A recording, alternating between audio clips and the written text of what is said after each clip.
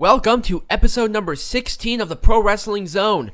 Usually we cover like stories and stuff, but nothing like huge happened. Actually, a lot of it is circled around our topic for this week. It's gonna be a long show, people, so buckle in, grab some popcorn. It's gonna be a ride.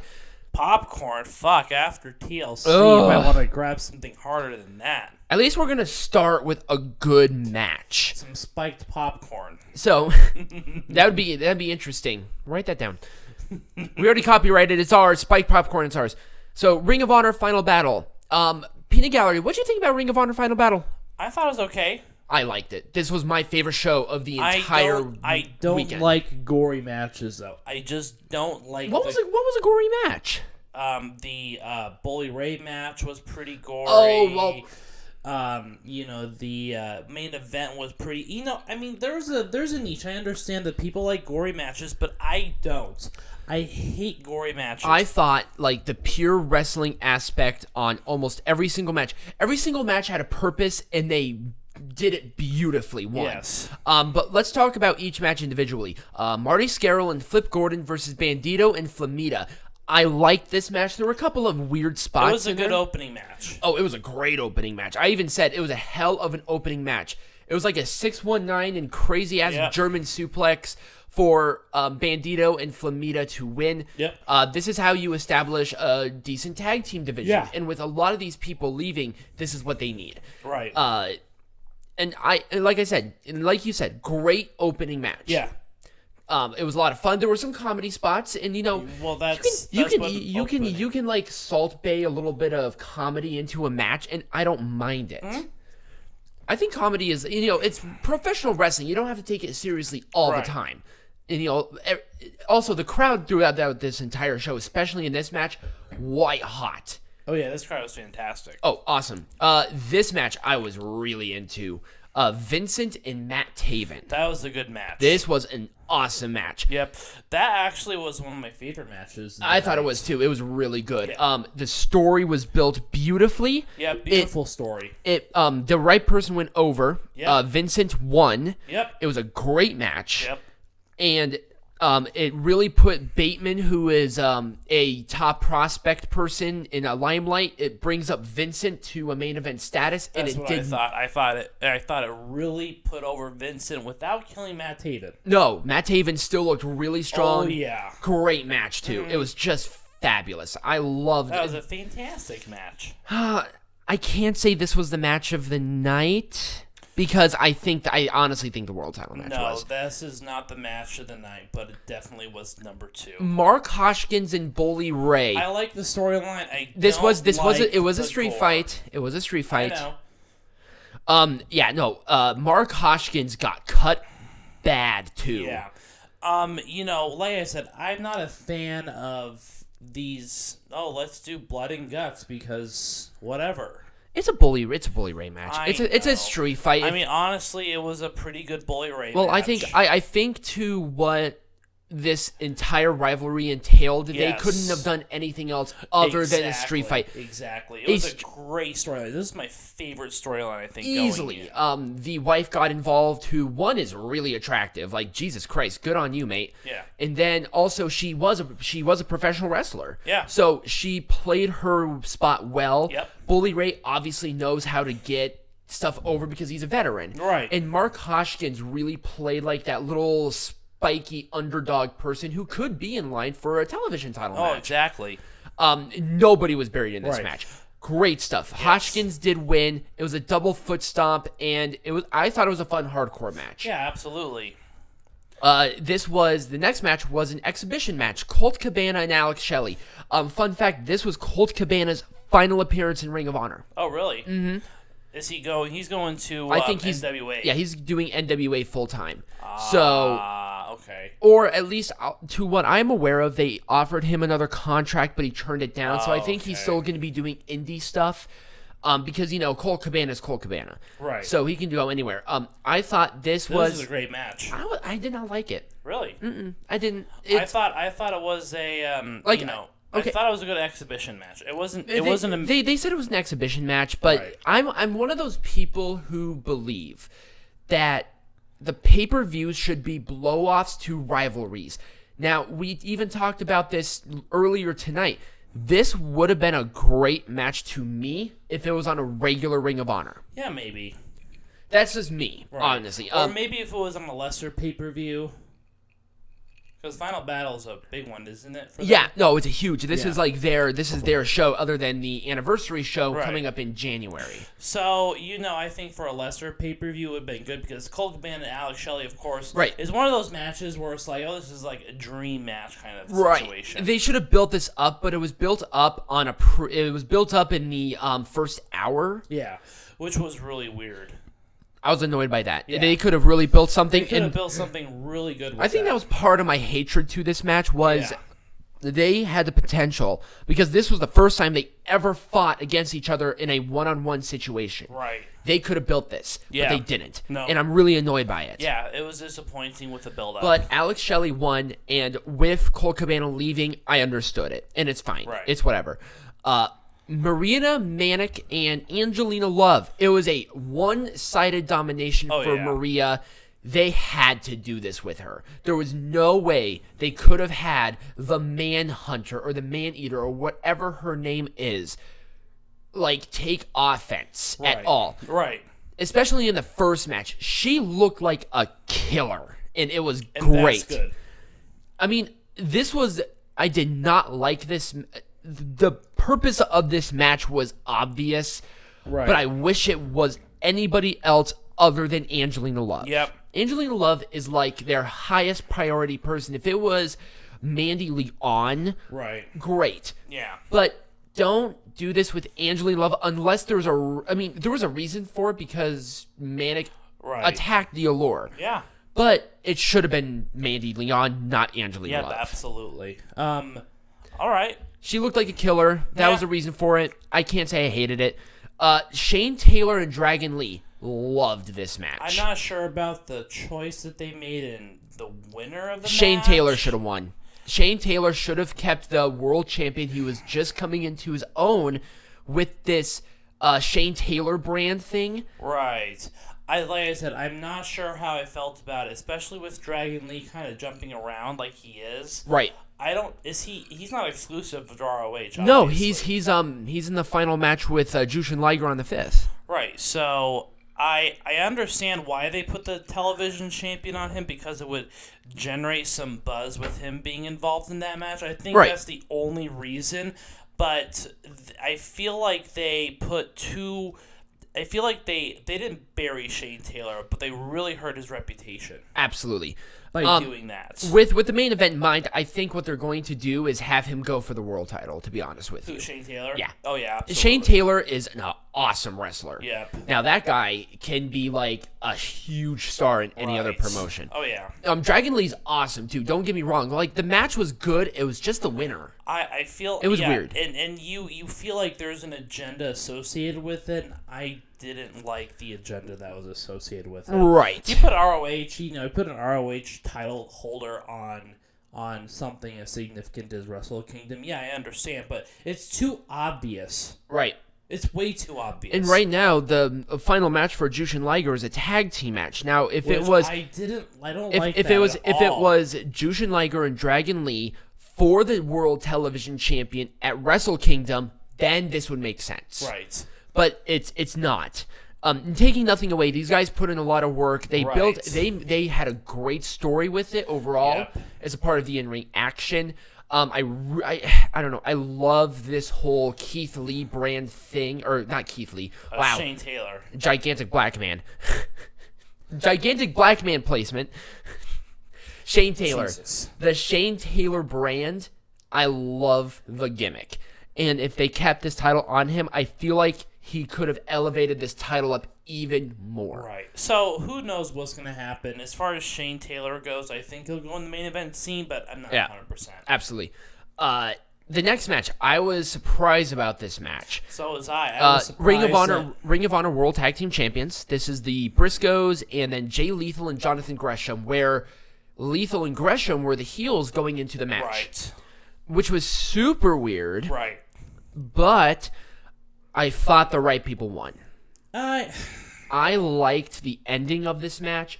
If they're really going to push Jay Lethal as a heel, him doing the roll-up with the tights, perfect. Yeah, well, I mean, that's fine. That's all well and good, but, it's one of those things where you have someone who's not... You have two people who are not an established tag team becoming the tag team champions and beating someone as significant as the Briscoes. Now, I will say, they ROH. were an established tag team, like, half a year ago. Oh, who? But Gresham and Lethal. Okay. Yeah, they were an established tag team before. Oh, So okay. it's not like these two were, like, useless, but they had... One thing I loved about the show, too, were the video packages. Oh, yeah. It's like, oh, there was a rivalry going into it. Let's show you a video package so you're all caught up. Perfect. I think I was more invested in the show because of it. Right. It was awesome. And this match itself was good. Obviously, all four of these guys are super fantastic wrestlers. They built a fun story. And like I said, you could say no all you want. I think the right people won. Right. Well, I'm just not sure if they had to be someone like the Briscoes. I think it was another tag team that they beat. I feel like it would have been better, but I feel like the Briscoes were buried just a little bit with this match. Really? A little bit. Okay. A little bit. I mean, I can see where You you're... don't want to bury someone like the Briscoes. I can see where you're coming at. I mean, they're 11-time World Tag Team Champions. They're probably going to go for the belts again. Right. But I think of anybody to lose these belts to, Lethal and Gresham probably were the best bet. They were the best bet for the time. Yes. And finally, the main event, which I thought this was the match of the night for a multitude of reasons. PCO and Roosh for the Ring of Honor World Champion. Roosh going into this undefeated. What I didn't like about this match was the fucking scene where that one guy came out and Tore the hearse apart. so that he could give electrical juice. Oh, Destro, yes. No, I'm like, the fuck is this? So, what Peanut Gallery's talking about was Roosh basically dominated like the first part of this match. Yeah. Then Destro comes out and peels apart the car. It's like, could you not have popped the trunk? One. And puts the car battery, linking it up to PCO's thumbs. I mean, this was the thing about PCO. He's the French Frankenstein. That's his gimmick. Oh my, but I'm like, that cheesy shit doesn't work in 2019. I'm Also, sorry. but people were so on top of PCO. They love this guy. I know, but Also, it's, for how old he was, he took some big bumps. I understand that, but still, this is 2019 wrestling. This isn't 1985 wrestling. Okay, I understand. People like the blood and the guts and the gore, but it's not 1990s wrestling anymore. It's not 1980s wrestling anymore. We're close to 2020. Wrestling has a higher standard than someone getting their thumbs electrocuted so that they could gain juice. Like, fuck you! You see, I have the opposite reaction to it. I think that wrestling has gotten so realistic, a cartoony-esque character stands out and gets people over. PCO... But not the main event for an ROH. I mean, does ROH want to go out of business? I mean, like I said, PCO is the most talked about person, is one of the most talked about acts in wrestling right now. As if PCO was just like a person, then I can understand your frustration. But PCO, I feel like the fact that he's an older wrestler and he's going for this world title is storyline enough. You don't need to put this fucking. I mean, I get it. He's the fucking French Frankenstein, but we don't need that gimmick. I don't need that part of his gimmick. But then, okay, wait. Well, actually, this could be a good discussion for later, so let's not get too much into it. But what's the difference between this and Matt Hardy becoming broken?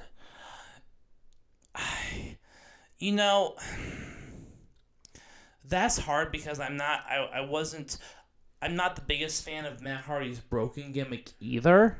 Like I said, let's not go into it too much. Right. But I feel, one, PCO did win. He is the Ring of Honor World Champion. I thought it was a fun match for what it was. I thought the ending for not only this match but Final Battle was a feel-good moment too. I think it was. It was a very feel-good moment. It was a good match overall. Like I said, PCO of how old he is can do a really fucking good moonsault too. Oh yeah, absolutely. And it was amazing how he can still move as he does. Like he's trying to do that stiff as a board thing, but the thing is PCO, what's his name? Paul Carl Ouellette. Yeah. Was blackballed from wrestling. Right. Because he wasn't the Mountie. Right. Was he the Mountie? I think he was one of those. But he was blackballed from wrestling. He comes back. This was, I would say, the ultimate career renaissance other than probably Matt Hardy. Oh yeah. It was a feel-good moment, and I thought the ending, this was the right ending to this show. Yeah. And like I said, that was the end of the show, one. And they went off like immediately, which I thought was annoying. Mm-hmm. But that's why I loved this show so much. It started with a good match. There was no match in here that really was out of place, maybe other than the Colt Cabana Alex Shelley match. Yeah. And then it just ended beautifully. It was just a great structured pay-per-view. It looked good. It felt right. It felt like the biggest show for them. So, what do you give this out of 5 stars? I am a 5-star. I'm going to give it a solid 4. Okay, I'm going to give it a solid 3. A solid 3. Okay. A solid 3. It was good. Obviously, we've seen something a lot worse this weekend, but I think there were still some things that it just didn't fit with the... I think, like I said, I think that PCO, if he did that in NWA, I think it would have felt more in place, but with the spirit of ROH, I felt like there were parts of it where it fell short. Right, that kind of makes sense. All right, so we're going to go into our first break. We're actually going to have 2 breaks because we have 3 shows to talk about, and I feel like every show deserves its own little spot too. Right. Let's not rush into anything. So don't get a drink yet because we haven't talked about TLC and we won't be talking about TLC, but we're gonna get to it after the next show we're talking about Baby's First Graphic Design, or the real name Into the Fire. And we are back. Are you good? All right, great. Because we're gonna be talking about NWA's first pay-per-view with it as a brand. Baby's First Graphic Design, or if you were following us Into the Fire now. I thought the event itself was not bad, but my God, they have to do something different. Like, this cannot fly in this event. This was my biggest criticism of the show. It didn't feel like a pay-per-view. They still had the NWA ropes, they still had power stuff. They still had... They had interviews in between the matches. This is a pay-per-view. People are paying money to see this. We want to see matches. We want to see the ends of rivalries. We want to see this stuff. And I understand it's their first pay-per-view, but they can't drop the ball like they did. Right. That was my They didn't drop the ball. The aesthetics they dropped the ball, but the rest of it, like the rest of the show, I did not mind. Yeah. I thought everybody played their thing well. There were some really good feel moments, and honestly, like the ending, this was also this crowd. This was the best crowd out of all 3. Out of all 3, this was the best crowd. They were loud. They chanted. You felt it felt like a pay-per-view. Felt the energy, right? And it was, and there's a thing about crowd energy. Now with ROH, the crowd was kind of there, but there were a lot of like really. I don't know. There were slow moments where it was rowdy. It was rowdy. It was kind of like a Raiders game. So there were some loud and obnoxious drunks who kind of ruined it for everyone else. But Into the Fire, I felt like was clean cut. It like fresh, new. Like this is the entranceway. I thought was absolute garbage because basically all they had were like 4 banners of wrestlers, and then they just came out through a curtain. It's like, okay, I'm pretty sure that the fans came into the arena through that curtain. Let's have something different. Even if it was like a small little stage setup, there's something about a stage setup that I like. Well, again, this is NWA style. So we have to I'm going to give them a pass because they actually did pull off a good show. Our first match, Eli Drake and Ken Anderson. The first thing that I noticed, literally the first thing I said, man, Ken Anderson's fat as fuck. Yeah, he kind of put on the pounds. Oh, yeah, no, he needs to either A, get, like, longer tights because his little beer gut is, like, hanging over. You could barely read the Anderson because you see a little jiggle on it. Or he needs to, like, shed 25 pounds. Right. But the first match... It was actually a pretty decent match. Now, Ken Anderson, despite him being fat, he can still move. Oh, he can still... Oh, yeah, absolutely. Yeah. Eli Drake won. It was a weird little drop-down pin. I thought the right person won, and it was a fun match. I liked it. And for an opening match, if it was anywhere else, I would have been pissed about this match. But it was an opening match. Right. A good little palate cleanser for the show. Right. Tasha Steelz and Thunder Rosa. Now, this was a match that we did not do a prediction on, but I liked this match. It wasn't bad. It was probably one of the better women's matches I saw this weekend. Oh, absolutely. And we'll talk about our fucking shit in the next match.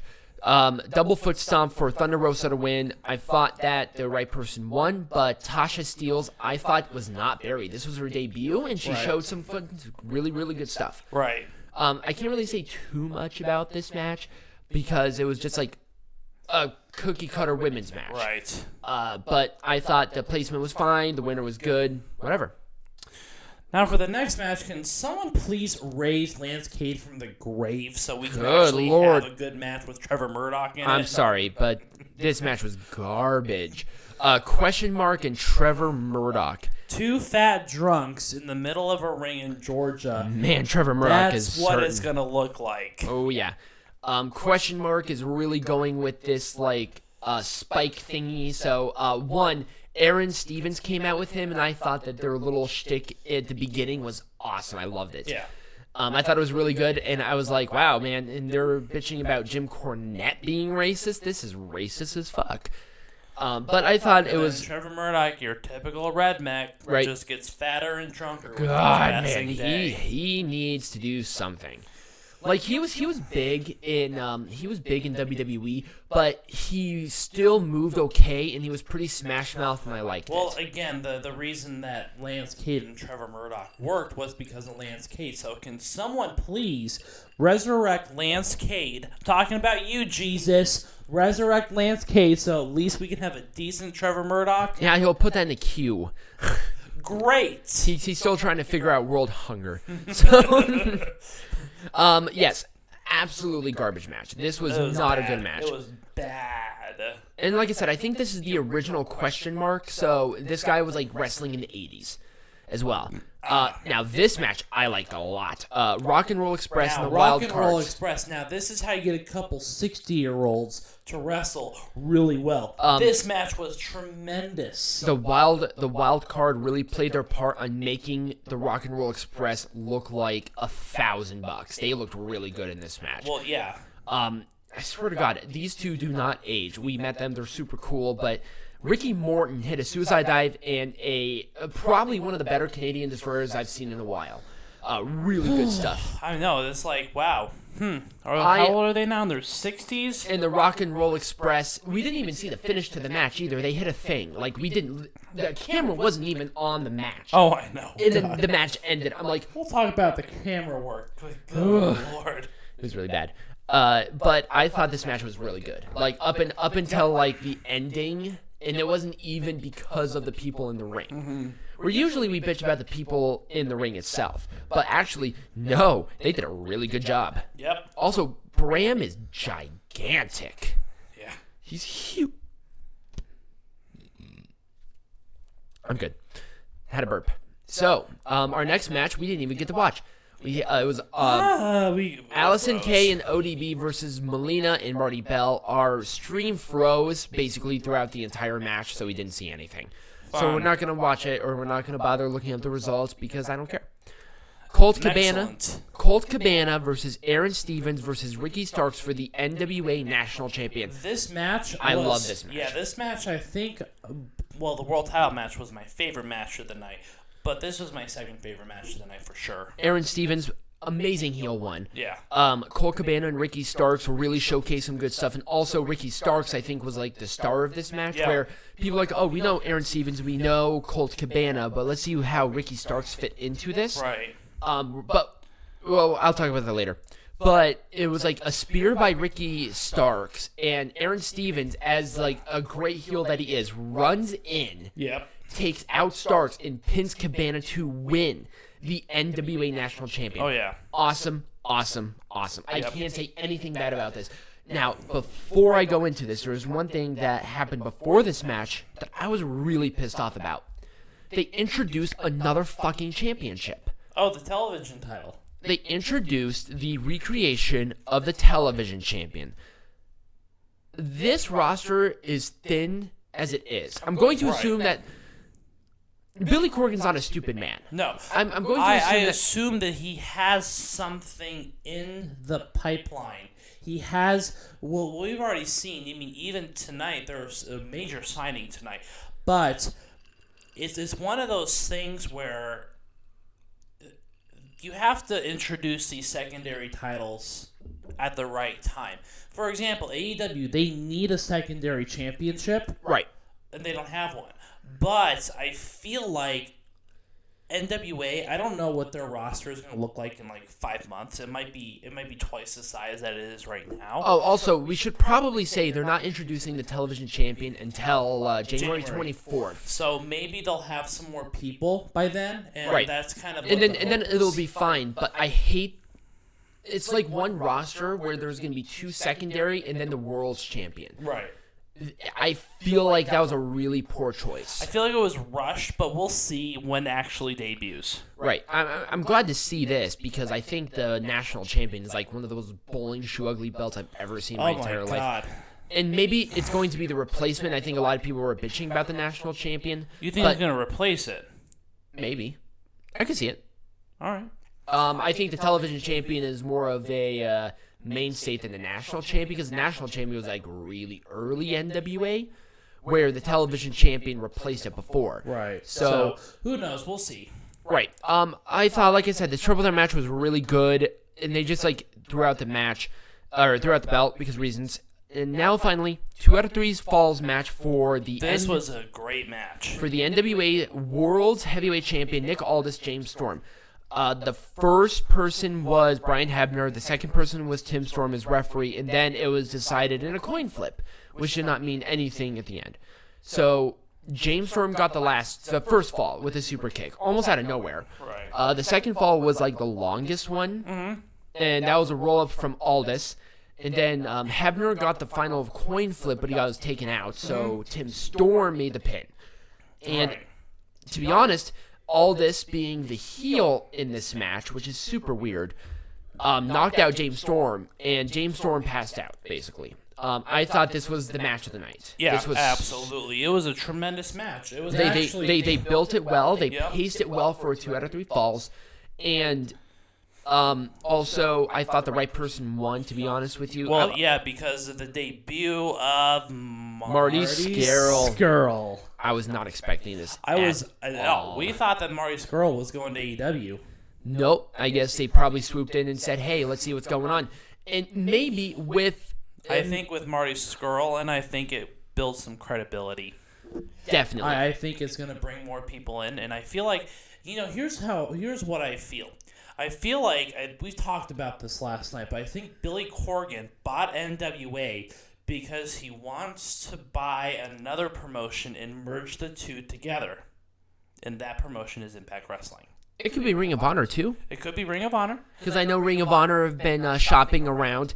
To what I've heard is that NWA has a great independent scene kind of thing where Ring of Honor is starting to become a little exclusive. Right. And that's kind of why a lot of people don't like wrestling with Ring of Honor. And also, New Japan aren't big fans of Ring of Honor anymore. Oh, really? Mm-hmm. That's why Colt Cabana left. That's why you don't see as many Ring of Honor guys in New Japan anymore unless they sign beforehand. Right. So, it really lends itself to a lot of things. But I wonder if Billy Corgan, because his goal is he wants to merge with another promotion. I think so, too. I really believe that, and I think that Billy Corgan's doing a great job with NWA so far. I will say one thing. This pay-per-view, I liked it. I liked it a lot. I liked it, and understanding that it's my first pay-per-view, I give it 3 stars. I'm gonna give it 3.5. Really? Yep. Okay. I thought really I might be a lot. little more cynical than you, but Well, I thought a lot of the problems about the show were aesthetics. yes. The matches themselves were really good. Yes. A lot of the aesthetics problems, some of the wrestlers, I feel like they didn't deserve to be, you got some matches that could have easily been handled elsewhere and not at a pay-per-view. Right. But, otherwise it was a good first pay-per-view. There were some really strong matches. And also the debut, nobody saw coming either. I don't think anyone saw Marty Scurll going to NWA. And guess what? They kept it quiet, and that's how you do it. Yep. If they can do that, anybody can. Right. And it's amazing in this world. You can still make surprise appearances if you do this correctly, and I think they did. Right. And it's great. I love it. I'm so happy they did this. I think Marty Scurll's going to bring a big thing of legitimacy to the show. And I think it's going to bring more people in. Oh, yeah. I've watched every single episode of NWA, and the reason why... The one thing I really did not like about the Trevor Murdoch match was Trevor Murdoch had a great match with Nick Aldis. Like, a really good match. On, I think it was like the second or third edition of NWA into NWA Power. Like I said, a lot of mine was aesthetics. The commentary was A+. Oh, the commentary was the best of the whole weekend. They ran it. The only person who could probably beat them is Mauro Ranallo. But Joe Gallus, or whatever his name is, he retweeted us, which I thought was cool. And then Stu Bennett, he calls. I mean, oh my God, they bounced off of each other. The commentary was excellent. Very good. That's how you do commentary. So fresh. They talked about when the match happened. They talked about that match. They talked about the rivalry. They talked about the action. They called it there. And it's like, okay, if you need to do ads, do it in the middle of matches, not during a match. Right. The production was... It was okay for the most part. The lighting was fantastic. The lighting was fantastic. You just didn't like the camera angles. Oh my God, the camera angle is so annoying. But I feel like if you fix the camera angle, I think it makes for a better show. Right. And I mean, like I said, if you did a studio pay-per-view, making it aesthetically look different, I wouldn't have been as annoyed, but it just looked like a power show. Right, it did. It looked just like a power show. And, NWA, they thrive in that. That's the kind of show I think that Billy Corgan wants to build, is the studio concept. And I don't mind that. I don't think that I don't know if his goal is ever going to arenas. If they're going to do arenas, they don't sell out like they used to. If they're going to do arenas, the best place for this, and I think they can do this, are like big pay-per-views. They go into like an NXT style arena, right? Like a high school or a college or like a really intimate crowd, right? Where you don't charge a lot, really good matches. You focus on the wrestling, and then people are going to like that because, like I said, I like this show overall because it felt different. Yes. It was old, but it felt different. It felt fresh. It was fresh. If Billy Corgan wanted to do something that was not NWA, do not name it NWA. Right. NWA This is NWA. This is their style. They've always done studio. When they were on TV, they always did shows inside amphitheaters or studios. That'd be great. I would love to see that in like a fucking opera house. That'd be cool. Yeah. When they were at Fyter Fest, AEW. No, not Fyter Fest. It was Fight for the Fallen. Fight for the Fallen. Yeah, at Daly's. That would be cool. That was a cool setup. That was a cool setup, and I think they could pull that off. Yeah. I loved the show. I thought it was really fun. It felt so different. Just a couple aesthetic issues that really brought it down to after Ring of Honor. Yeah. So we're going to go into our next break after that. Grab some of the hard stuff because we're going to talk about the elephant in the room. And we're not going to like it. And we are back for our final part of this show. Oh my this is God. So this is TLC 2019. Fuck. This is the final show of the year with those two shows, which weren't great, but were passable, and I liked them. Fuck, this show was the worst out of the 3. By a country mile. By a country mile. There were maybe let's see. There were maybe like one or doesn't have a lot of production. And it felt like NWA doesn't have a lot of production. But WWE, you have all the money and talent in the world, and you still can't produce a pay-per-view better. What the fuck? I don't know what they're doing. I just legitimately stupid fucking idiots is what they are. There were a couple of moments in the show that I really liked, but a lot of this was garbage. So let's go into the first match. This is one of the highlights of the show. Yes, it was. New Day and the Revival in a ladder match for the SmackDown Tag Team Champions. I like this. This was a good opening match. And this was probably one of the best matches of the show. Oh, yeah. It was a fun opener. New Day still are the champions. That was kind of expected at this point. Yeah, but I don't see the Revival. I think the Revival's contracts come up early next year. Yeah, I think so. I don't think they're re-signing with the WWE. I think they just tacked on another 6 months, and they were like, all right, we're going to figure out what we're going to do. Right. But this match was really good. I thought there were a lot of really great spots with it, a lot of it incorporating ladders, and I mean, I'm not surprised that this match was great, but at this point, the New Day have to face somebody else other than the Revival, because now I'm getting a little tired of the Revival and the New Day. I'm sorry. It was supposed to be Dolph Ziggler and Bobby Roode, but we all know what happened with Bobby Roode. Oh, really? Yeah, it was supposed to be Dolph Ziggler and Bobby Roode. Oh, I didn't know that. Yeah, and the plans had to be changed because Bobby Roode had to smoke some weed. Well, Smoker J.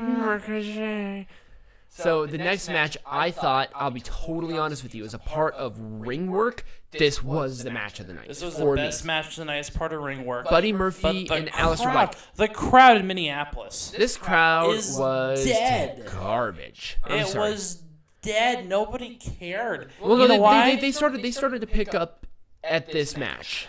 Well, you know why? Because their homeboy Brock Lesnar decided not to show up.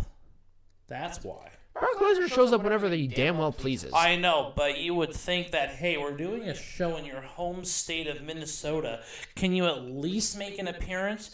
Because, when you take out Brock Lesnar, you take out pretty much the main event scene of Raw. That's what was missing from this, was the main event scene of Raw. Why wasn't a Seth Rollins-Kevin Owens match on this show? There was no Seth Rollins. There was no AOP. There was no Kevin.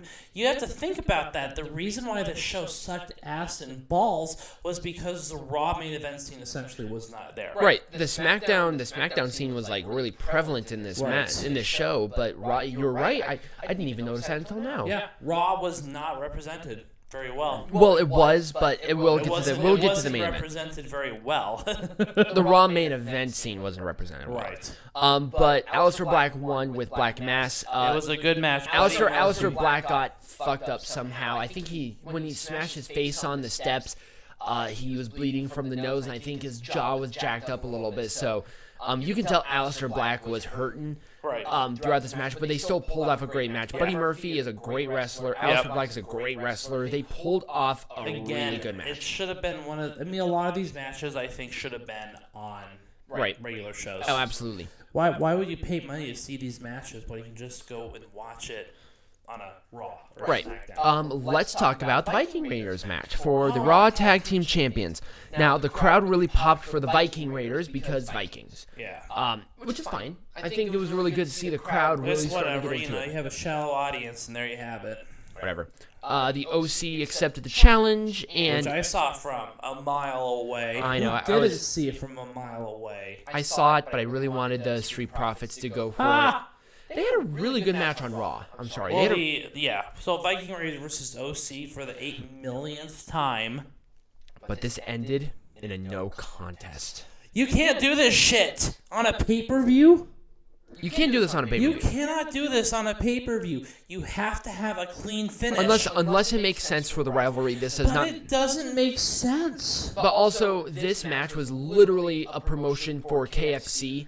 And it was super annoying because it's like, here are these fans like nibbling on KFC because they know how fucking disgusting this is, but they're probably getting like $200, for a couple of minutes of screen time. It's like, the fuck is going on with you, WWE? Vince McMahon is probably more obsessed with money than, with Saudi Arabia, of course, that's all he cares about is fucking money. Right. But you have the best talent in the world, and then you're just wasting your time. Both of these two teams, if you built up this match, it could have been a fantastic match. You know why? They're both Haas teams. So super awesome. I know that I harked about the main event scene of Raw not being on it, but where was the secondary championship? Isn't there a very famous luchador as their secondary champion?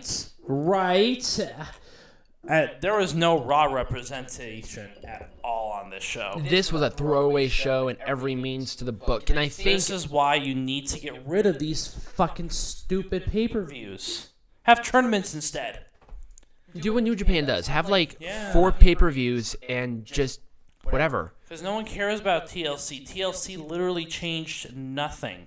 It changed nothing, but except for one thing, which I thought was awesome. But we're gonna get into that later. Now, let's talk about probably the most overbooked tables match I've ever seen in my life. Oh my. Roman Reigns and King No, Corbin. this was a TLC match. Oh, this was a TLC match. Sorry. Yes. No, the Lashley Rusev match. Yeah. Okay. Anyway, yeah, this is a TLC This was match. overbooked to the fuck. But I will say, like the first 10 minutes, I was surprised that they. It was a good match. I was surprised that King Corbin won. It was right. I was King Corbin won, thinking. I was thinking that boring Reigns would have won again. but no, they put over Corbin. Now, Ziggler got involved first, which I wasn't expecting, and I'm like, okay, I like this. But then the Revival got involved. And then all of the security got involved. It's like, what? Why? Give me one good reason. Is it because you want to catch Reigns in his little dive thingy? I mean, at least the crowd was into the match. And while we're on this match, so Corbin won his overbooked mess, but let's talk about what happened after this match. There were a couple of instances where This happened after... they were good promos or good endings that were ruined by this constant battle between Roman Reigns and Baron Corbin. And I think we need to talk about this right now. Let's talk about... Okay, I'm confused. Elaborate. So after this match, there was... Well, I think it was after like the next match. There was the Street Profits. They were doing their promo. Yes. And so that was interrupted by boring Reigns and Baron Corbin and literally the entire SmackDown locker room just fighting with each other. Nobody cared. But the problem is that you ruined a promo by one of the better promo takers on Raw. So SmackDown ruined Raw. That was the first time that SmackDown ruined Raw. The second time was right after the Kabuki Warriors won. You had their entrance music for like 10 seconds, and then it went off somewhere else. That was the end of the show. This fucking rivalry was fucking up the good parts of this pay-per-view, and that's what pissed me off. Fuck you guys. Seriously. Now, here's my thing. It was overbooked, and nobody fucking cared. You're just trying to put boring Reigns over boring Corbin. Like the fuck? You good? So here's my thing. You can do a backstage brawl, and it makes sense. We've seen it before. This one doesn't make sense. Right. Why is it happening at a pay-per-view? Why is it ruining all the good stuff? Well, no. You can still have it any time, and that's fine, as long as it makes sense to a rivalry. But this should have been the blow-off between Corbin and Reigns. Why have them still fight? Corbin won. Reigns should just move on. Corbin should just move on. Well, yeah, because the thing is that if you have a match, and this is clearly the blow-off match, a TLC is supposed to be a blow-off match. No, they have to have it continue. And that is why you're ruining these people. Roman Reigns should be at the equivalent of The Rock. He's a good wrestler. You put him with like a good person who does good promos, and you have a good person. But you don't. But you're overbooking it with fucking King Corbin, who is the worst promo maker ever. But he's a great heel. He's a great heel. I think he's a decent wrestler. I'm going to defend him. But honestly, if the WWE plans on having Roman Reigns win the Rumble, I mean, Roman Reigns should move on. Win or lose, Roman Reigns just needs to move on. Right. And so does King Corbin. I don't know what King Corbin's going to do. I assume he's going to be in the Rumble too.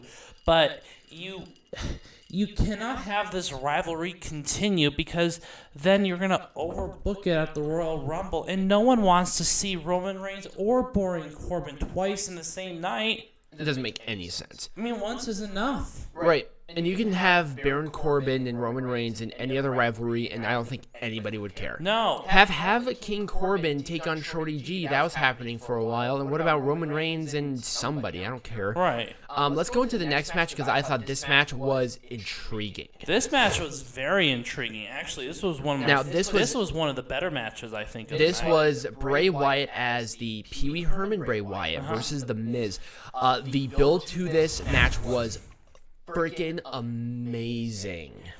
So, I had my doubts about Pee Wee Herman Bray Wyatt, but I love it.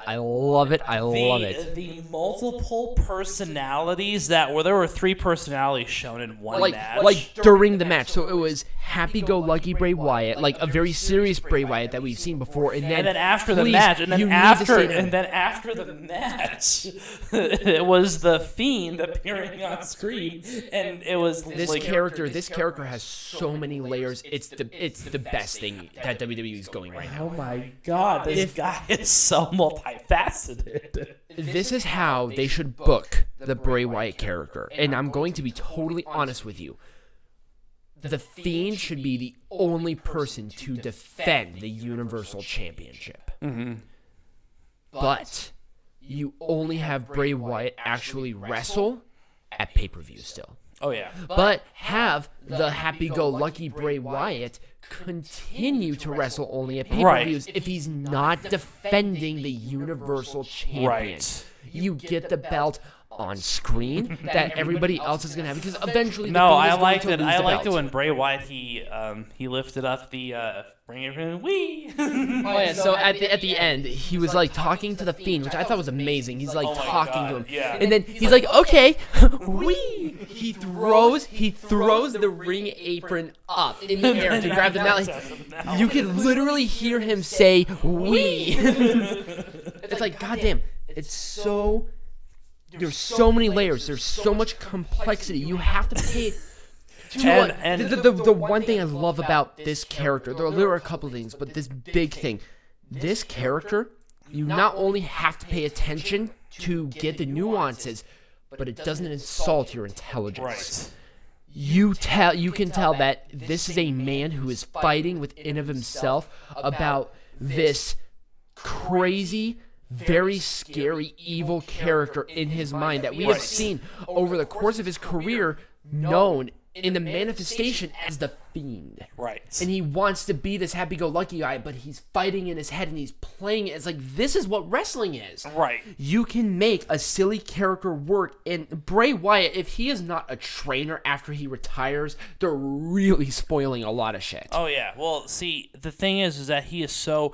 He's not the best wrestler in the world. I mean, he's decent. He's a decent wrestler. But the fact that his character can go through so many layers, there's so many complexities, and you have to have a serious mind to understand him. It's like, oh my God, it's great. This is why Bray Wyatt. And see, that's the thing with this rivalry with The Miz was it wasn't just like good guy versus bad guy. There were 2 characters who are ambiguous. Right. The Miz could be a good guy or a bad guy. The Miz is a great character too. And he looked pissed. He played that part super well too. The whole thing with the family, I thought it was great. I liked it. Yeah, absolutely. It's kind of like a scary movie almost. This was a very serious rivalry, and it was fascinating. And let's talk about how Daniel Bryan comes back. He is now back to a short hair, short beard. He is now back to the Yes Movement of the old days. Thank God. He looks so much better. That is going to add another layer of complexity because Daniel Bryan himself is a very complex character, which I like. They're building a triple threat match. It has to happen. It has to be a Mania match. And that'd be great. It'd be super great. Yeah. I don't even care who wins. If it's like the Fiend versus both of them, that'd be super cool. Right. Which is going to be what it is. Now, I was super not looking forward to this match, but I thought the match itself was okay. It was Bobby. I think this is Rusev's last match with the WWE. Yep. I do not. Bobby Lashley and Rusev in a tables match. Lana. Sorry, what? I mean, okay, so here's the thing. Bimbos aside, this match was awful. This rivalry is terrible. I like this match. I like the match. I hate the rivalry, but I like the match. The match was still But this has to be it. This has to be it. If they continue this, they're really spoiling what this match is. Right. This needs to be because, Rusev, his contract's coming up, and despite what everyone says, I don't really think Rusev is going to sign a new contract. I don't think so. And Lana, yes, well, Lana signed a contract. Does Rusev want to be with? No, obviously they're trying to separate Lana and Rusev just like they're trying to separate Zelina Vega and Andrade because one of them is going to leave. But here's another example. What about Renee Young and Jon Moxley? They're married. They live like not even 5 miles away from us. But the point is that Renee is not a character in a storyline. Right. You have to separate characters and storylines. What about Ty Dillinger and Peyton Royce? Again, they were not. They were not connected, but they were in a relationship and they were married when both of them were in WWE. I understand that, but the point being is that when you have two characters in a story or you have two characters together and one of them is about to leave, you have to find a way to separate them out. And I thought if they're going to separate them, this was the way to do it. Where Bobby Lashley is not the greatest talker in the world. And I think Lana's a great talker. Yeah, and Lana's going to stay with Bobby Lashley. I don't mind this. And then Rusev is going to just go off into the sunset. Rusev is so good at talking. Same thing with Zelina Vega. You see with the Zelina Vega and Andrade, they're trying to separate Zelina and Andrade because Zelina's going to stay and Andrade is going to leave. Probably. I'm not surprised. Which I think is incredibly disappointing. But it was like a spear. The table didn't go through, and I thought they really. The one thing I loved about this ending Bobby was Lashley can save a match when it didn't go. Oh yeah, I thought this match was good. It was good. I liked this match. They really did a lot of stuff. It was like, oh, you can tell these two hate each other. I thought it was good. There was a lot of passion, but it was a meh match. It wasn't the best match. I wouldn't even say it's a meh match. I would say it was a good match. It was good. It wasn't great. It wasn't great, but it was good. But Bobby Lashley and Rusev are obviously tremendous athletes. They did a very good match, very well paced match. It was very well paced, and I thought that this was the best paced match of the night. It didn't overstay its welcome either. Yeah, it didn't. Now, I'm going to disagree with you on the best paced match because I think the next match was better. Really? The Kabuki Warriors versus Charlotte and Becky? Mm-hmm. This match was up and down so much, I thought it was going down a roller. I loved it. This, honestly, was probably one of my favorite women's TLC matches ever. It was so good. I didn't like it. It was brutal. It was chaotic. It really put these women's tag team champions on another level. Nope. It was a botch fest of botch fests of botch fests. It was they came awful. I don't see it. They came up with really creative ideas. There were a lot of spots that were literally fantastic. Kairi Sane threw a chair and it bounced back and hit her in the face. It was a fucking botch fest. But that was one out of a 25, 30-minute match, though. I understand that. Why was it 25, 30 minutes, though? Because it had to be. It had to be. No, it didn't have to be. They could have. This was the best built match on the show. It was the best built match on the show, but Charlotte Flair obviously isn't happy with her position. They brutalize Becky each Lynch other. Doesn't care because she's the fucking man, and the Kabuki Warriors are just enjoying themselves. Oh, they're having so much fun. You can tell, and that's why I like this match. It's like you can tell that. I can tell that the Kabuki Warriors were having fun. I could tell that Charlotte Flair didn't give a fuck. But that's great because honestly, like she's like, okay, I'm just gonna go with whatever they want to do. The Kabuki Warriors carried this match. Well, yes, they did. And it's like, Charlotte Flair doesn't care. Becky Lynch knows that she's the Raw Women's Champion. She's probably gonna lose at WrestleMania Ronda Rousey. So it's like, okay, this is just Becky Lynch has bigger fish to fry. This is nothing to her. Exactly. That's why it's great that the Kabuki Warriors, obviously, you can tell that they're really trying to build these women's tag team champions. And the Kabuki Warriors, I love them as heels. They're so great as heels. They needed this. I didn't want them. Why did they have to go against Charlotte Flair and Becky Lynch? It's an elevation thing. It's like, okay, who else could have faced the Kabuki Warriors at this point. And they built this rivalry where Becky Lynch is like, oh, I don't need you. Charlotte saying the same thing. Both of them were in handicap matches. Both of them lost. They're sitting in the doctor's office. They're like, do you just want to like get together and fight them? Fuck it, why not? I thought it was great. I loved it. Yeah. But the problem I had with this match, again, the Kabuki Warriors were fine, but there were so many botches in this match. I counted a dozen botches in this match, and it was awful. I thought it led to... Okay, so I'm going to be totally frank with you. There were so many spots that you couldn't keep up. I mean, there was a point in time, there were like 15 minutes where they weren't even in the ring trying to get the fucking ladder. It's like, dude, you have to go up the ladder to win. I mean, what was this, a slugfest on the apron? Like, come on. You see, everything that you're giving criticism to in this match, and I'm going to say, at least you have that opinion, I thought it lent it to being a better match. This is a TLC match. This is not Catch-Can match. Right. This is supposed to be chaotic. If there's some botches, there are botches. I mean, okay, look back at Hardy's, Dudley's, Edge, and Christian. They weren't the prettiest of matches, but they're not supposed to be. If you have a pretty TLC match, you're doing it wrong. You're supposed to throw chairs at people. You're supposed to have it bounce off of shit. You are there to beat the crap out of your opponent. And like I said, going into it with that lens and knowing what this match is supposed to be, this was a great match.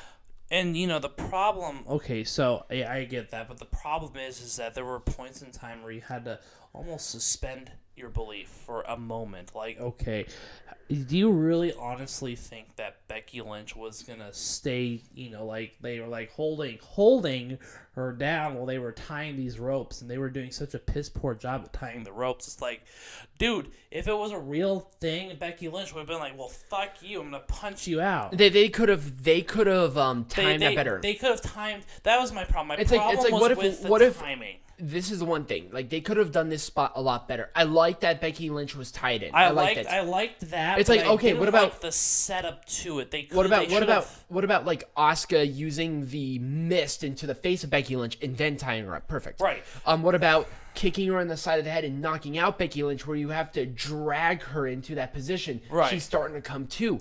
There were ways to do that where they didn't. But I feel like the spot itself was good, and also that rope came to play. Like I said, the chaos was fun.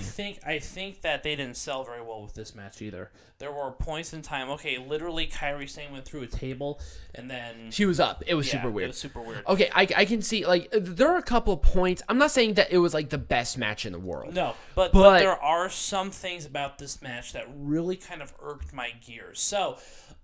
With that being said, I talked about all the bullshit that happened afterwards. Yeah, where the Kabuki Warriors. It was supposed to be a huge moment because they beat two of the best women in wrestling history in the last probably 30 years. Yeah, and then what happens?